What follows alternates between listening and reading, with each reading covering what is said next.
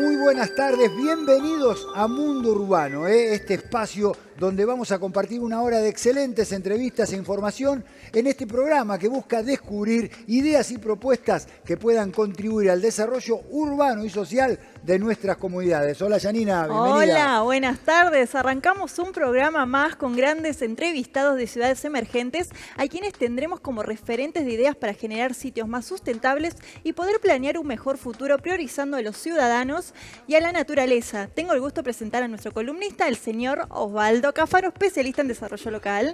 Gracias, Goico, gracias, Yanina. El gusto es mío.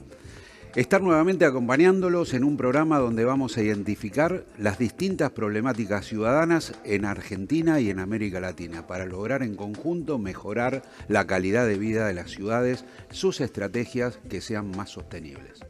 Muy bien, y dicho esto, decimos que así comenzamos con Mundo Urbano. Existe una forma urbana que compartimos la mayoría de los latinoamericanos, la cuadrícula de la cual crecieron nuestras ciudades. Una cuadrícula que generalmente vivía de un río, con un espacio central de encuentro general y amplio para la gente. Este modelo se replicó y muchas de estas ciudades crecieron y fueron exitosas. Tan exitosas fueron que atraían gente del campo del mismo país y del campo y ciudades de otros continentes, como nuestros bisabuelos y abuelos, que vinieron a estas ciudades y pudieron progresar socioeconómicamente de manera impensada. Los negocios se diversificaron. Se podía trabajar, pero también se podía estudiar, inventar y copiar. Allí residía gran parte del éxito de las ciudades. Hoy, 198 de estas ciudades generan más del 60% del Producto Interno Bruto de la región y son nuestro motor económico. El problema es que el crecimiento fue desordenado, poco planificado, y estas ciudades dejaron de ser ese motor económico. Hoy muchas de estas ciudades de la región están en crisis y no crecen como antes. 1 de cada 4 personas vive en asentamientos informales. Se trata menos del 20% de las descargas cloacales y el río que alimentaba la ciudad no tiene vida. Tenemos que traer agua de lugares cada vez más remotos. El lugar de encuentro social ahora es peligroso. Somos la región más violenta del planeta, con más de 20 homicidios por cada 100.000 habitantes, mientras el promedio mundial es de solamente 7. Nuestras ciudades son responsables del 80% de las emisiones de dióxido de carbono y el cambio climático ha vuelto a nuestras ciudades más vulnerables. ¿Es posible cambiar este paradigma de crecimiento por uno más equitativo? ¿Uno que respete nuestro pasado y futuro? A nosotros nos parece que sí. Y para continuar con lo que vimos en la introducción, una temática que abarca a toda la ciudadanía es la cultura. La cultura está inmersa en nuestra cotidianeidad y en nuestra forma de vida. Nos aporta desde la música que escuchamos hasta los libros que leemos o los programas de televisión como este, como Mundo Urbano, que consumimos. La pregunta que hoy queremos resolver en Mundo Urbano es: ¿quién promueve la cultura? ¿Qué actores intervienen en el proceso y qué papel juega el Estado y los particulares? Osvaldo, ¿qué nos podés decir al respecto? Que vamos a tener un programa con mucho colorido, que las ciudades sin cultura es una ciudad prácticamente vacía, que marcan a fuego la vida de las personas y, como si esto fuera poco, creo que tendríamos que pensar cómo serían nuestras ciudades sin artistas. Muy bien, perfecto, Osvaldo. Así que también vamos a analizar cuánto aporta la cultura al crecimiento y el desarrollo de nuestras comunidades y por eso durante esta hora tendremos entrevistas de primer nivel. Yo sé lo que les digo. Con este video comenzamos Mundo Urbano de hoy. Cultura es alegría, es la sangre de un país. Pelota de colores. Con trabajo. Criar. La cultura es ser un poquito mejor cada vez. La cultura cumple un papel decisivo en la generación y transmisión de valores, en el fortalecimiento de las identidades, en el desarrollo de las capacidades y la autonomía de las personas. La cultura promueve la construcción de sociedades libres e integradas.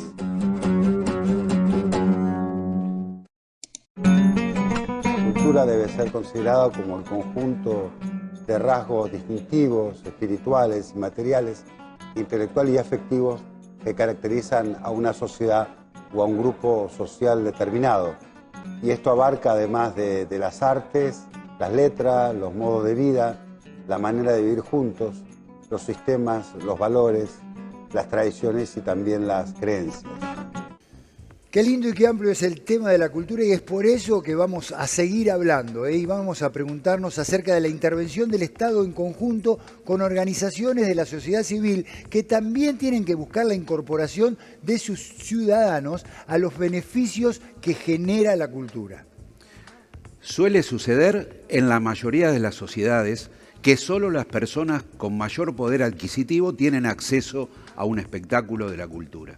Pero la cultura es mucho más que eso, y cuando a través del Estado incluye a los sectores más vulnerables, es por medio del arte, está garantizando la diversidad cultural de una comunidad. Por eso queremos conversar con Francisco Teté Romero, presidente del Instituto Cultural del Chaco, para profundizar acerca de la inclusión a través de la cultura. Muy buenas tardes, Mundo Urbano. Muchas gracias por esta comunicación a Sergio, Janina y Osvaldo. Hola Francisco, muchas gracias por estar en Mundo Urbano. Nos gustaría que nos introduzcas con qué fin se crea el Instituto Cultural del Chaco.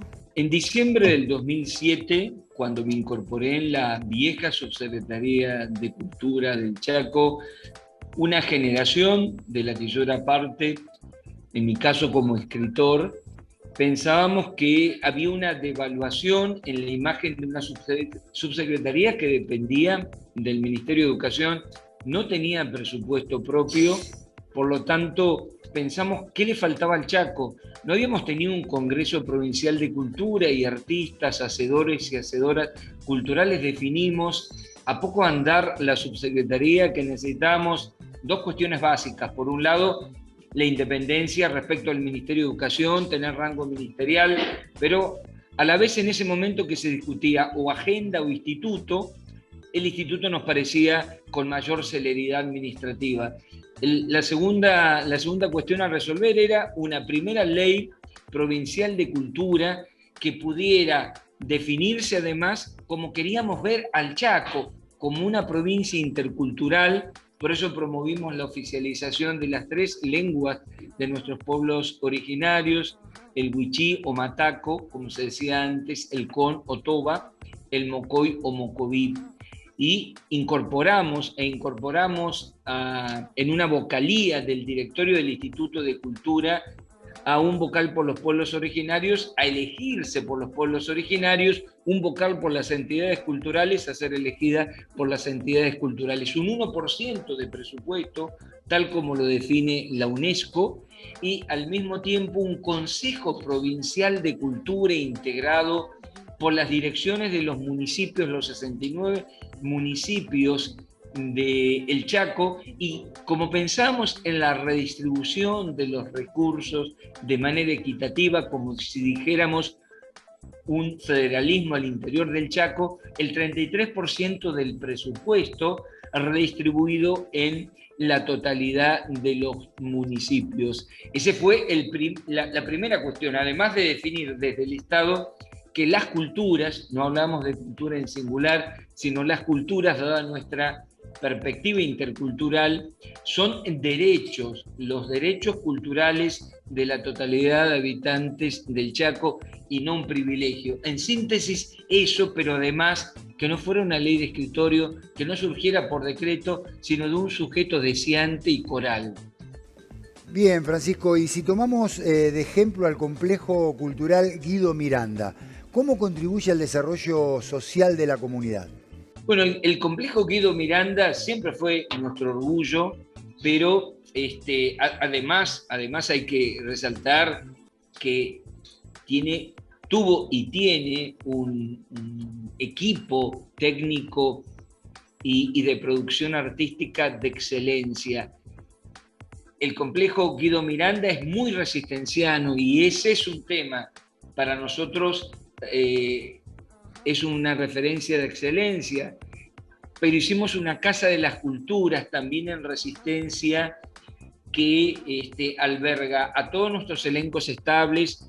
A mí me tocó crear el Ballet Contemporáneo de Danza, la Orquesta Sinfónica, los elencos de teatro, 5 pisos, en el cuarto un canal de televisión, Chaco TV. Contribuía sobre todo al desarrollo cultural de todos los lenguajes artísticos de resistencia, pero nos faltaba el resto del Chaco. Por eso, a propósito del Bicentenario, en el 2010, se crearon 11 casas de la cultura y el Bicentenario en distintos puntos de cultura del Chaco. Gilberto Gil, el ministro de Cultura, el primer ministro de Cultura de Lula en Brasil, habló de un mapa donde solamente hubiera centros culturales, muy pequeño, como si dijeras 7 o 10 puntos en la provincia. Ahora, si vos hablabas de los puntos de cultura, podías pensar en estos centros culturales o espacios culturales que te mencioné, pero también las bibliotecas populares, también los lugares donde los distintos sujetos culturales desarrollan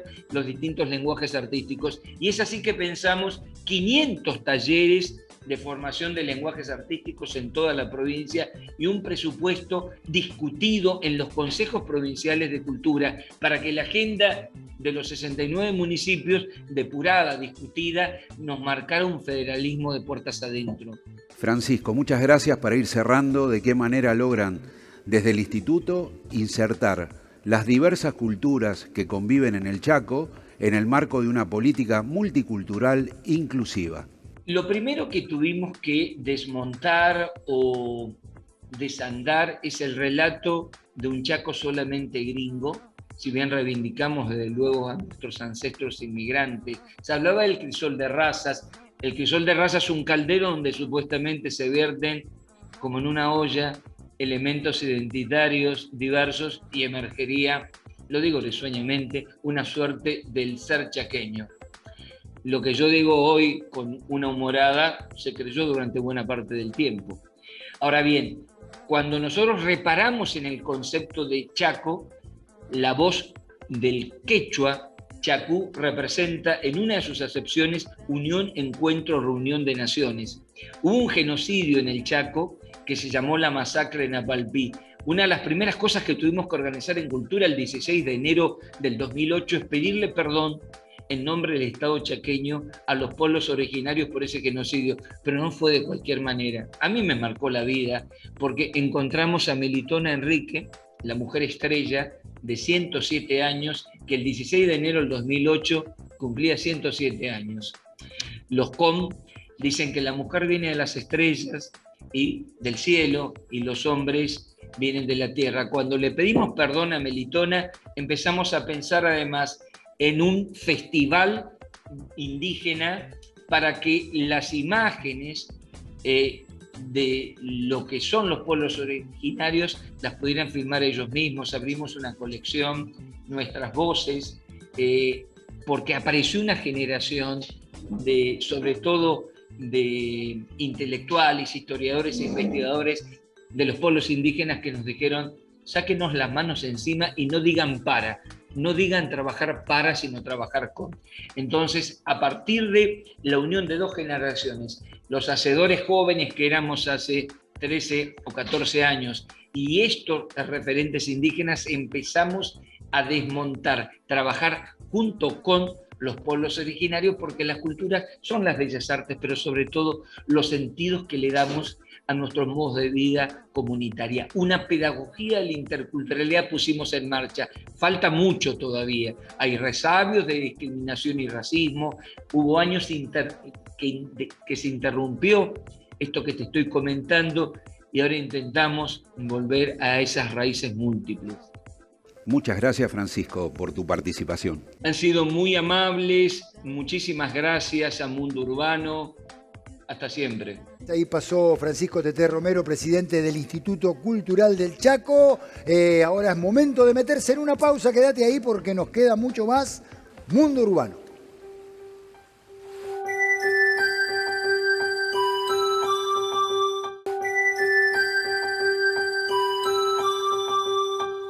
Es indudable que la pasión por las artes y la cultura como juego se incorpora en los primeros años de vida. Es en nuestra niñez donde aparece la pasión por la lectura, el aprendizaje y la creación. Es verdad, y en la provincia de Santa Fe, más específicamente en la ciudad de Rosario, entendieron muy bien que había que poner el acento en las infancias para darle el impulso a la cultura. Y así nació el Tríptico de la Infancia, un espacio para desarrollar la creatividad e imaginación de los niños y niñas a través de las más diversas actividades lúdicas. Para hablar de esto, nos conectamos con la directora Andrea Garbosa. Hola, buenas tardes. Sergio, Janina y Osvaldo, muchas gracias por esta invitación. Un gusto estar acá con ustedes. ¿Cómo surge el Tríptico de la Infancia en Rosario? Bueno, el Tríptico de la Infancia es un proyecto que surge a partir de la necesidad de implementar políticas públicas de infancias en la ciudad hace ya unos 22 años.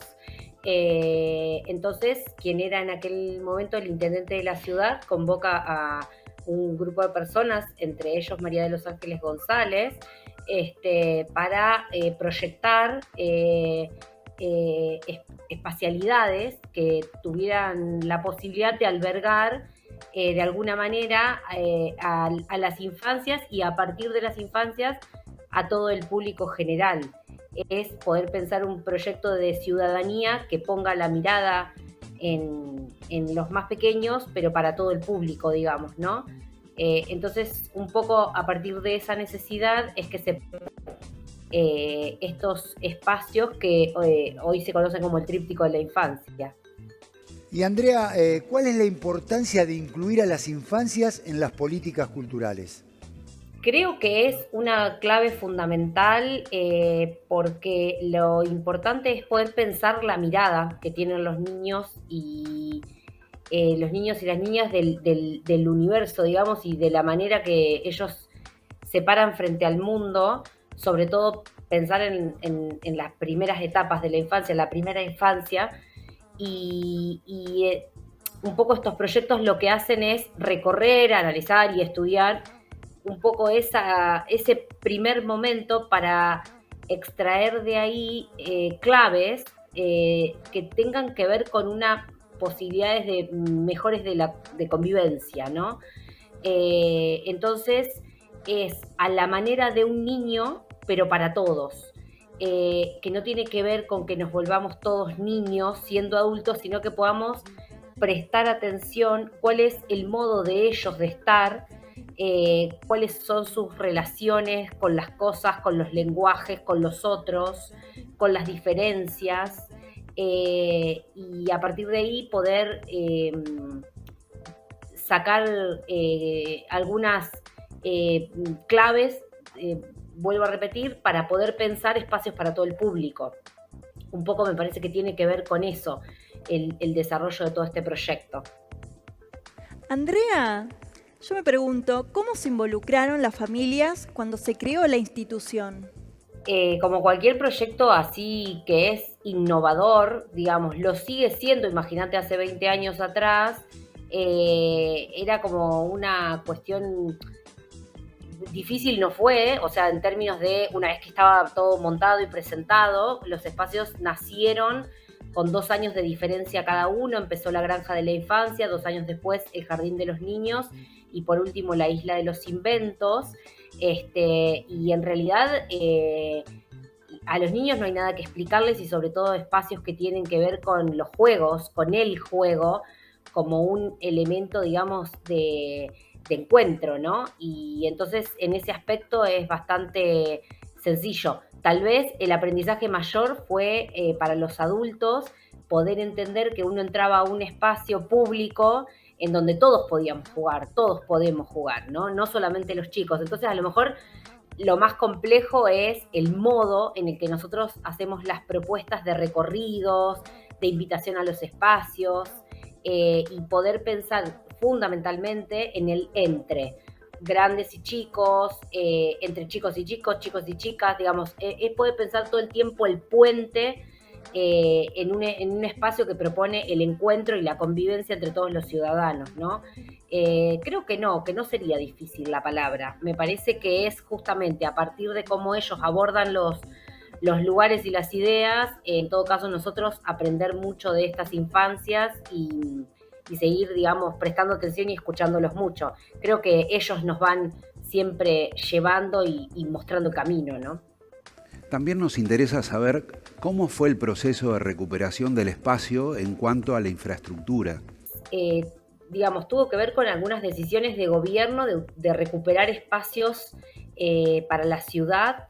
En el caso de la Granja de la Infancia era un lugar de desechos, de chatarra, digamos. Entonces se armó a partir de ahí todo un paisaje en donde el cuerpo puso, digamos, los verbos en acción, decimos nosotros, y a partir de este paisaje poder recorrer en un espacio urbano, pero tal vez un poco más alejado, las distintas maneras de habitar, digamos, ¿no? El espacio libre, lomas, bosques, caminos, senderos, para poder correr, rolar, digamos, mirar un poco más allá.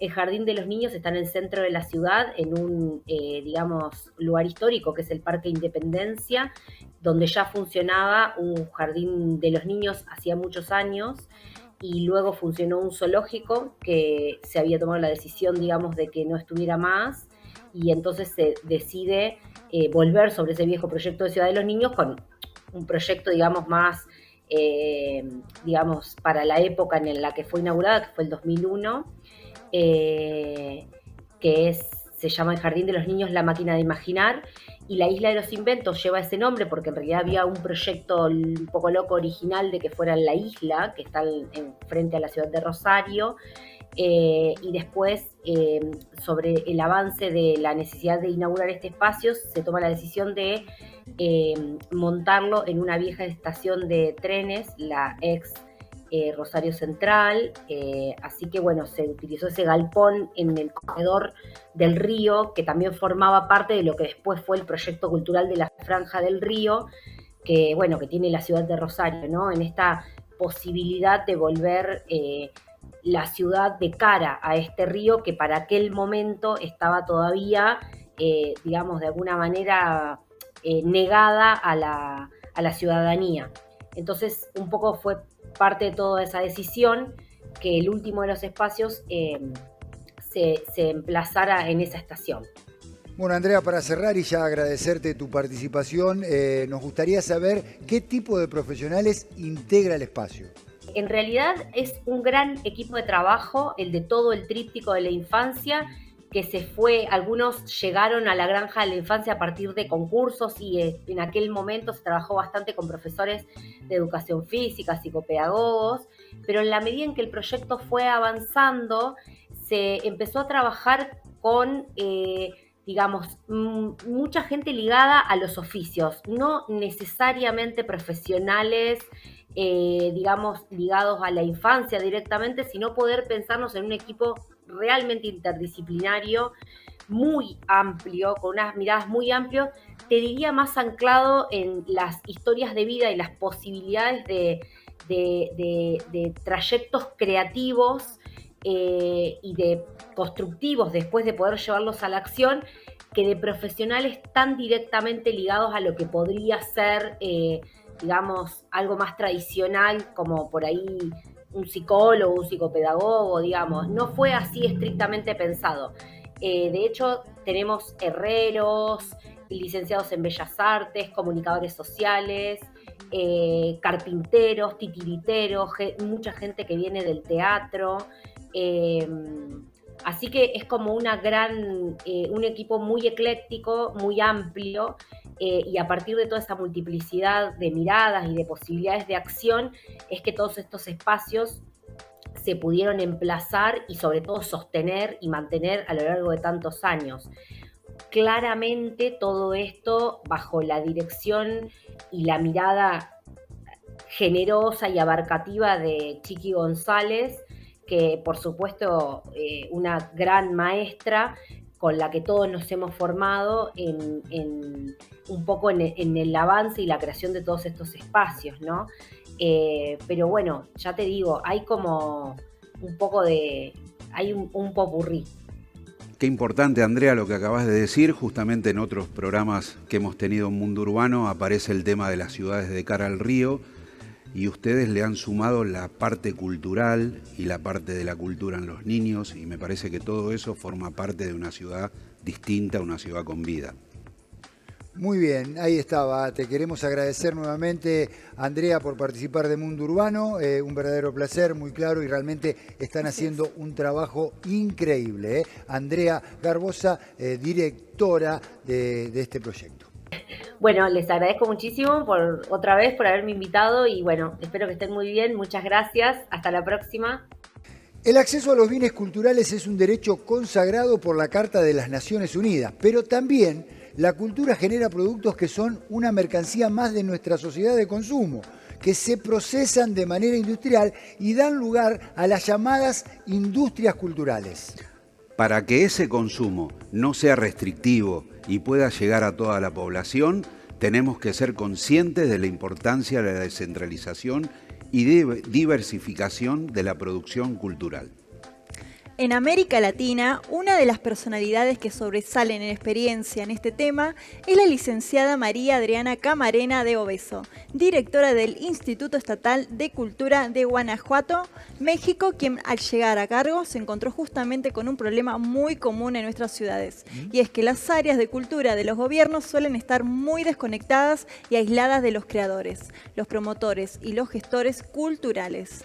Desde ese momento se propuso vencer esas barreras y proponer una política más transversal hacia incluir a todos los actores del proceso. Cabe acotar que Guanajuato está considerada la ciudad más cultural de México y por su arquitectura, patrimonio y desarrollo ha sido declarada Patrimonio Cultural de la Humanidad por la UNESCO. Para nosotros en Mundo Urbano es un gusto tener conectada desde México en este momento a María Adriana Camarena de Obeso para charlar sobre las políticas culturales que lleva a cabo. Hola, buenas tardes. Hola, buenas tardes, gusto saludarlos desde Guanajuato, México. Adriana, queríamos preguntarle cómo trabajó desde su lugar el proceso de acercamiento de la cultura oficial a los hacedores concretos de la cultura. Pues mira, nosotros hemos trabajado en diferentes planos, de acuerdo al tipo de hacedor de cultura, de creador. Pero un punto común que manejamos es a partir de un acercamiento muy puntual, respetando su contexto y creando con ellos las necesidades y las políticas y los proyectos de apoyo a estos diferentes grupos. Justo recién vengo de un concurso, de una premiación de un concurso de alfarería en una de las poblaciones del estado, en San Felipe, que es una zona alfarera, y justamente este concurso surge, ya tiene varios años que se desarrolla, pero responde a las características propias de esta región. Y nuestros acercamientos son respetando mucho el contexto, creando con ellos de manera colaborativa, de manera de gestión, de autogestión, las actividades que hay que desarrollar. En el caso de los creadores más desarrollados, digamos, creadores que provienen ya de escuelas, de profesionales, de arte, de alguna de esas, igual con ellos construimos de manera conjunta nuestros proyectos. Tenemos una muestra, por ejemplo, estatal de teatro, que conjuntamente con los escénicos, con los diferentes escénicos, conformamos el programa, hacemos la selección de los espectáculos a presentar, el tipo de actividades que hay que desarrollar en cuanto a talleres o clases magistrales. En fin, nuestra política es construir conjuntamente con los diferentes creadores desde sus contextos. Y hemos tenido buenas respuestas.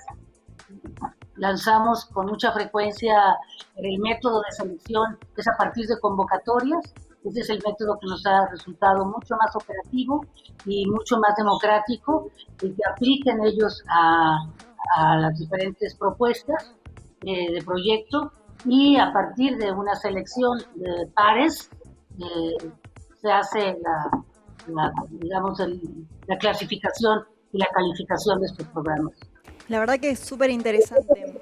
Ahora, te quiero preguntar, ¿cómo confluyen y se complementan en México las expresiones de la cultura popular y las industrias culturales? Pues mira, ese es un gran reto. Creo que es un gran reto que ha tenido una evolución en los últimos años.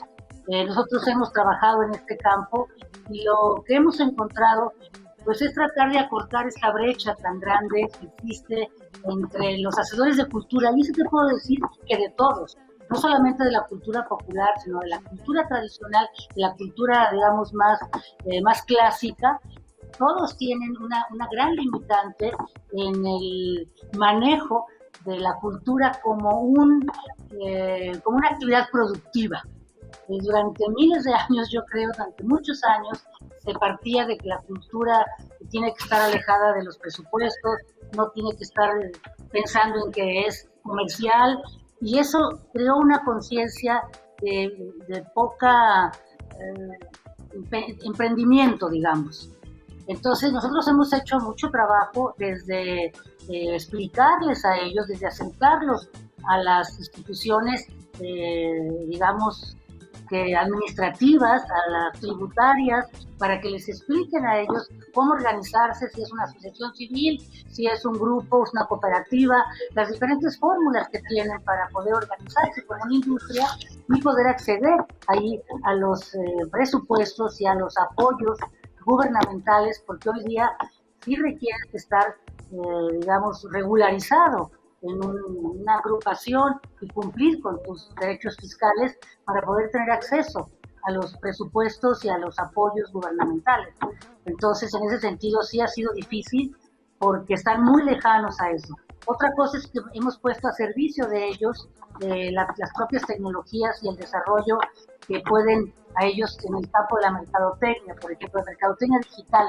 Hemos trabajado mucho nosotros en ello, hemos creado unas aldeas especiales por especialidad. Por ejemplo, tenemos una comunidad en el municipio de Comonfort que trabaja la piedra la labra y hace un objeto que es muy mexicano que se llama el molcajete. Es un objeto de piedra que sirve para hacer salsas y se utiliza mucho en la cocina. Y ahí se hizo una cooperativa, se hizo una aldea digital donde ellos ya suben su producto, ya pueden vender desde lo digital y eso les ha traído a ellos muchísimos beneficios. María, la verdad que muy, muy claro la importancia de los gobiernos locales, ¿no?, en el acompañamiento a la cultura popular y a lo que vienen desarrollando ustedes. Yo te preguntaría, ¿cuáles son los desafíos para vos que enfrenta hoy la gestión cultural en América Latina? Pues mira, yo veo varios retos. Por una parte, esto que comentaba yo del manejo de la tecnología, creo que hay que trabajar mucho en acercar las tecnologías a todos los grupos de creadores y de productores de cultura. Otro de los grandes retos es la organización entre ellos mismos. No tienen mucha costumbre de trabajar en grupos organizados. Sobre todo la cultura popular funciona a partir de familias, pero ya cuesta trabajo crear las cooperativas de producto, digamos. En el caso de los creadores que provienen que son egresados de universidades, pues hay uno de sus grandes retos es pues ponerse al día en este uso de las tecnologías, y también un gran reto es la conectividad. Creo que América Latina está con dificultades de poder cubrir una conectividad universal, y eso también aleja a muchos de los creadores de este intercambio internacional mundial y de estar en este juego internacional que te da la tecnología y el acceso a las plataformas y compartir tu trabajo con todo el mundo, con todos, ¿no? De verdad te queremos agradecer muchísimo desde México, una referente que nos explicaba acerca de todos estos temas, ¿no, Osvaldo? Sí, excelente, la verdad que, un abrazo enorme a toda Latinoamérica y en especial a México. María Adriana Camarena de Obeso, para charlar sobre estas políticas de cultura. Como venimos escuchando en cada entrevista, la cultura en todas sus expresiones genera transformación social. Y para seguir profundizando justamente sobre esta temática, nos acompaña Nino Ramela, gestor cultural y primer presidente del Ente Cultural de Mar del Plata. Hola Nino, bienvenido a Mundo Urbano. ¿Cómo estás? Bueno, muchísimas gracias y un placer estar con ustedes en este programa. Gracias, Janina, gracias, Sergio, gracias, Osvaldo. Gracias. Bueno, nos gustaría, o por lo menos que empecemos y que charlemos de manera más concreta sobre los programas de transformación social y a través de la cultura aplicados en la provincia de Buenos Aires. En el, por entonces, Instituto Cultural de la provincia de Buenos Aires, decidimos en algún momento, era la gestión del ministro D'Amico, llevar adelante el Gabinete Social. El Gabinete Social fue una unidad de gestión dedicada a diseñar los programas culturales vinculados con, orientados, mejor dicho, a los sectores más vulnerados. Léase que digo vulnerados y no vulnerables porque era una realidad. De manera tal de que ahí nacieron, el primer programa se llamó Cultura por Penales, y era acciones que llevamos adelante en las unidades penitenciarias de la provincia de Buenos Aires. El segundo fue se llamó el Dar de Nuevo, en los institutos de menores, donde están los chicos menores de edad, menores de 18 años, en conflicto con la ley penal. Y tenía todo un sentido. ¿Por qué dar de nuevo? Porque para nosotros, desde el punto de vista de la mira ideológica del problema, lo que ocurría era que esos chicos estaban habían recibido malas cartas de entrada, entonces por eso era dar de nuevo. Después hicimos otro programa que se llamó Pica Pared, que eran los contextos de pobreza, un programa que se llamó Unir por lo Sano, orientado a los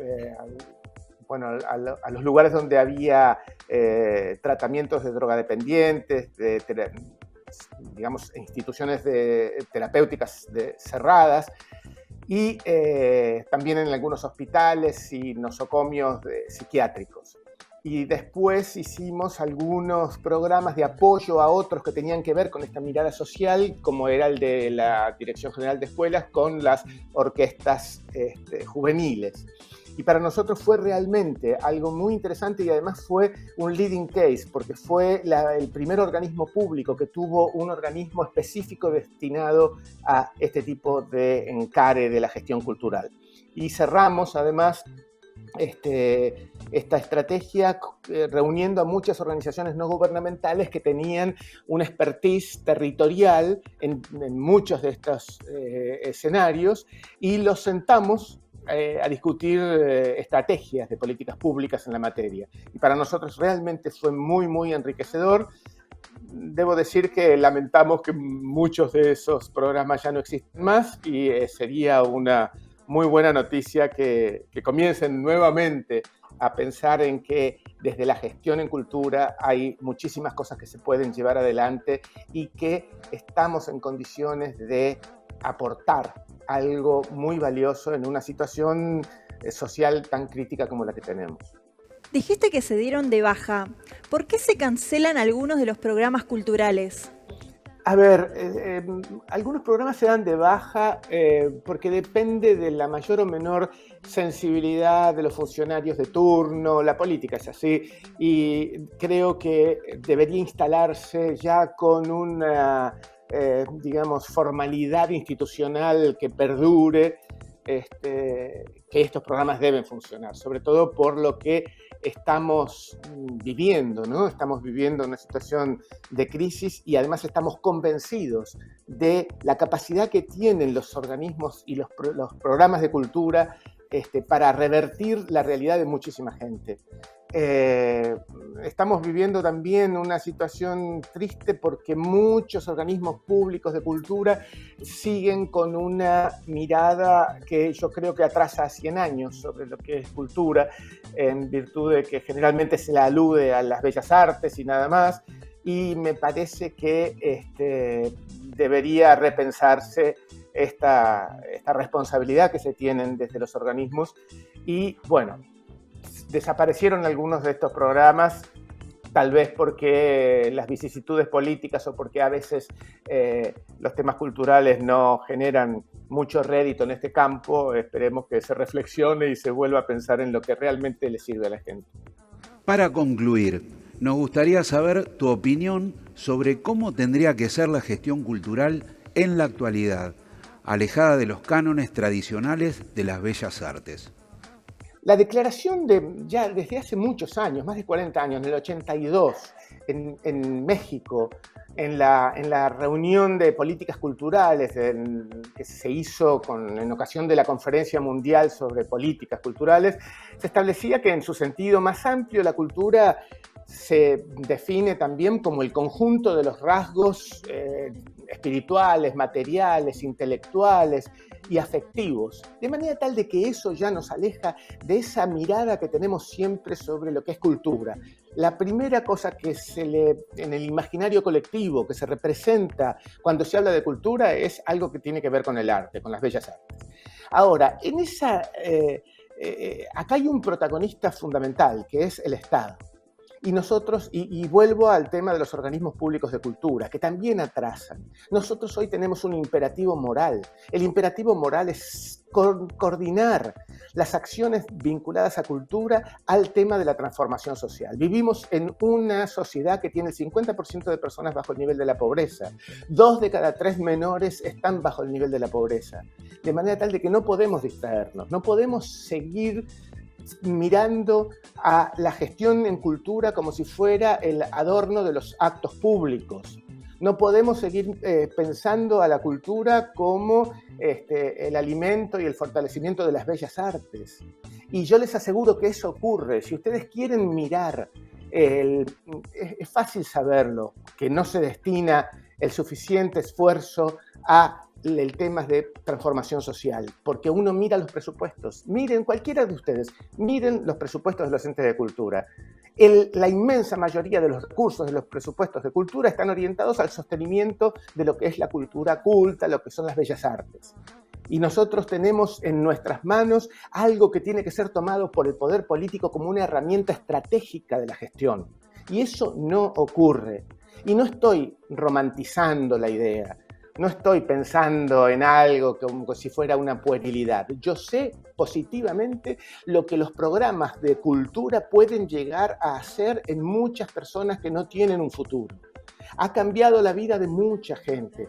No soy un inocente que ya sé que no vamos a resolver los problemas de la pobreza estructural con programas de cultura, pero sí vamos a aportar desde lo que nosotros depende oportunidades para mucha gente. Hay muchísimos programas que son, digamos, que dan cuenta de esto que estoy diciendo. Los programas de las orquestas escuelas, por ejemplo, donde hay chicos que están en una sociedad desmembrada, donde sus familias están desmembradas, que de pronto encuentran la posibilidad de trabajar en disciplinas, con equipo, donde además hay muchas otras cosas que se pueden hacer y les aseguro que eso se puede lograr. Así que habría que poner ese esfuerzo y lograr que la cultura sea una herramienta para transformar la sociedad. Muy bien, Nino, gracias por participar de Mundo Urbano. Bueno, les agradezco mucho. Perdonen la verborragia, pero son temas que seguramente apasionan no solamente a mí, sino a todos. Nuevamente, muchas gracias por ocuparse de estos temas.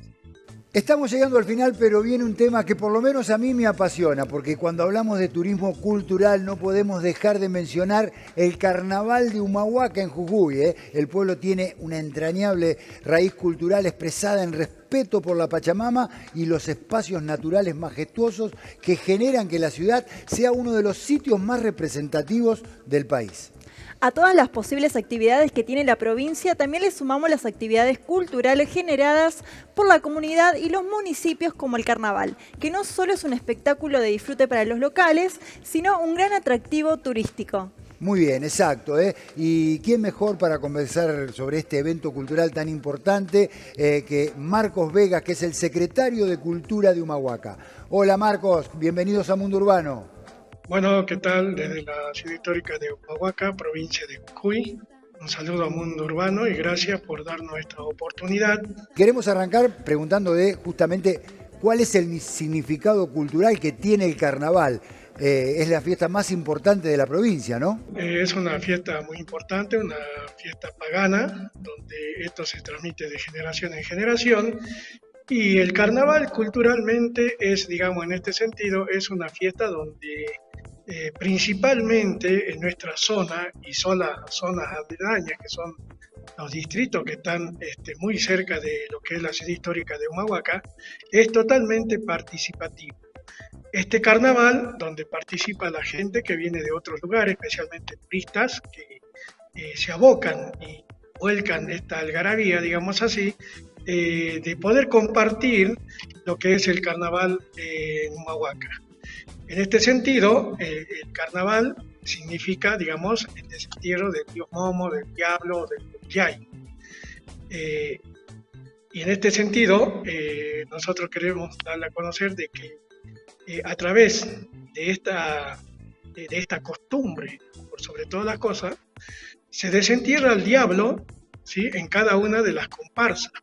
La mayoría de las comparsas de acá de Humahuaca tienen disfrazado. Y allí es el significado cultural, el desentierro del diablo, del dios Momo, que una vez desenterrado, que se hace una ceremonia casi similar a lo que es la Pachamama, donde la comisión de disfrazado se dirigen al mojón de los disfrazados y allí realizan una pequeña ceremonia donde precisamente desentierran al dios Momo o al diablo, anunciando con el estruendo de 3 bombas. De idéntica manera lo realiza la comisión de la comparsa, que tiene otro mojón. También de idéntica forma, como, en esta actividad cultural, en esta costumbre, ambas comisiones dan de beber y chayan al mojón. De esta manera es lo que nosotros lo tomamos como desentierro del carnaval. Es decir, por un lado los disfrazados, los diablos, y por otro lado la comisión que tiene cada una de las comparsas acá en la ciudad histórica de Humahuaca. Y culturalmente eso significa el respeto hacia la madre tierra y también la algarabía y la alegría y la suspicacia que van a tener los disfrazados a partir del desentierro del carnaval. Marcos, me parece que es muy importante que nos digas de qué manera el Estado apoya este carnaval. ¿Y es una actividad de la cual participa toda la comunidad? Tal cual. El Estado, especialmente acá en Humahuaca, que sería la municipalidad también, tiene un gran apoyo porque fíjate vos que creo que aquí en Humahuaca, y te comento, es el lugar donde el diablo va a misa. ¿Por qué te digo esto?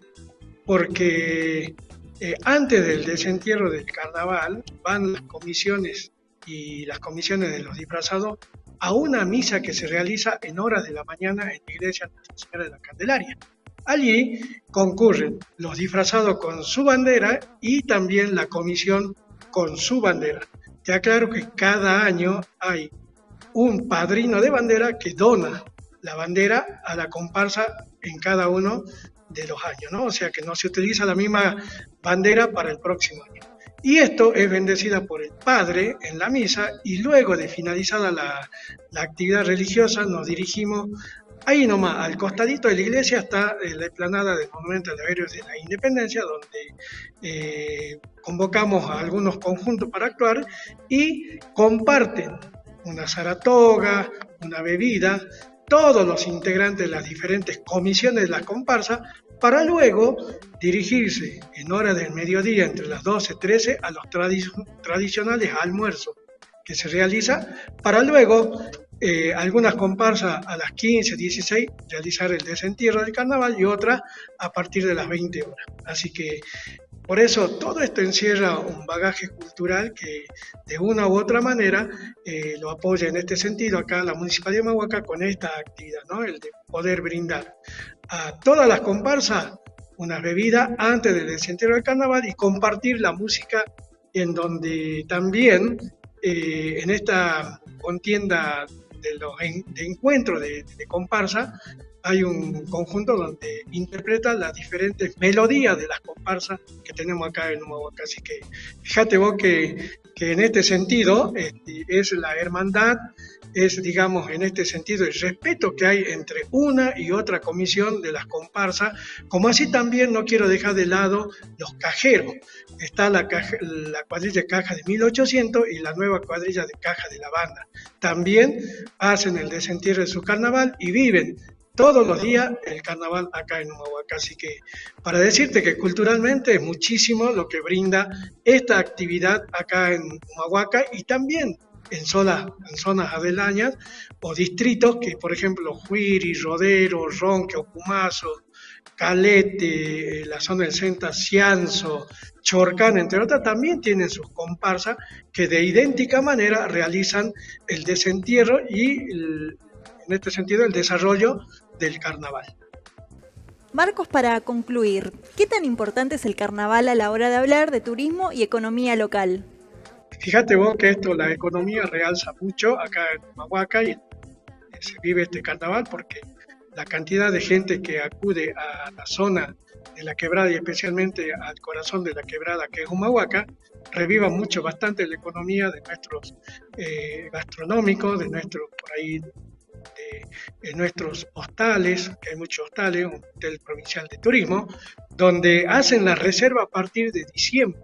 Mirá que el carnaval cae en febrero. A partir de diciembre, me juego que a fines de diciembre, ahora con esto que se está realizando, más, digamos, se está dando más participación y se está abriendo varias cosas, pero por supuesto siempre respetando con los protocolos.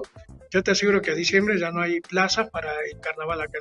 Pero bueno, eso es lo que vos me preguntás en cuanto a la reactivación económica que tiene la quebrada de Humahuaca y especialmente Humahuaca, ¿no? Donde ya no hay lugar, no hay hospedaje, digamos, sobre todas las cosas, aquellos que quieran a lo mejor solicitar en enero, menos en febrero. Así que de esta manera los turistas, y sí quiero también ponerte en conocimiento que este año en nuestra ciudad histórica de Humahuaca hay una comparsa que va a cumplir 100 años de vida. Así que se está trabajando con esta actividad y se llama la comparsa La Juventud Alegre. Así que bueno, yo creo que esto ha sido un informe más que general para que la gente que me está viendo y está escuchando, no solamente este año, todos los años pueden llegar a carnavalear acá a Humahuaca y te aclaro, el carnaval aquí es participativo, no es un espectáculo. La gente que viene participa del carnaval en cada una de las comparsas porque se realizan invitaciones donde te invitan diferentes bebidas en donde vos puedes de esta manera degustar. O sea, no tenés que pagar nada y participar del carnaval libremente. Muy bien, Marcos, muchísimas gracias por participar de Mundo Urbano. Así estamos, ¿eh? Obvio, por supuesto, seguimos conectados para próximos temas. Muy bien, exactamente, Marcos Vega, secretario de Cultura de Humahuaca. Y hemos tenido, les cuento, un gran programa colorido. Lo hemos cerrado de la mejor manera con esta fiesta tan popular y tan auténtica de la provincia de Jujuy. Pero queremos el cierre clásico de cada Mundo Urbano que estará a cargo de nuestro especialista Osvaldo Cáfaro. Muchísimas gracias. Qué programa. Hermoso. Qué programa Sí. maravilloso, muy colorido. Las ciudades y la cultura, la ciudad y los programas culturales. Hoy hemos visto Chaco con la integración, Rosario con el juego y la cultura, y la costa, por supuesto, Mar del Plata con la transformación social, Humahuaca, patrimonio cultural, Guanajuato, una ciudad cultural por excelencia en México. La cultura es la raíz y es la esencia de un pueblo. Es de donde poder construir nuestros sueños. Por eso que el programa de hoy ha sido realmente muy importante. Hasta la próxima, Mundo Urbano. Gracias, Osvaldo. Yanina, nos vemos la próxima semana. La próxima, en un con par de esto días. que decimos que se llama Mundo Urbano.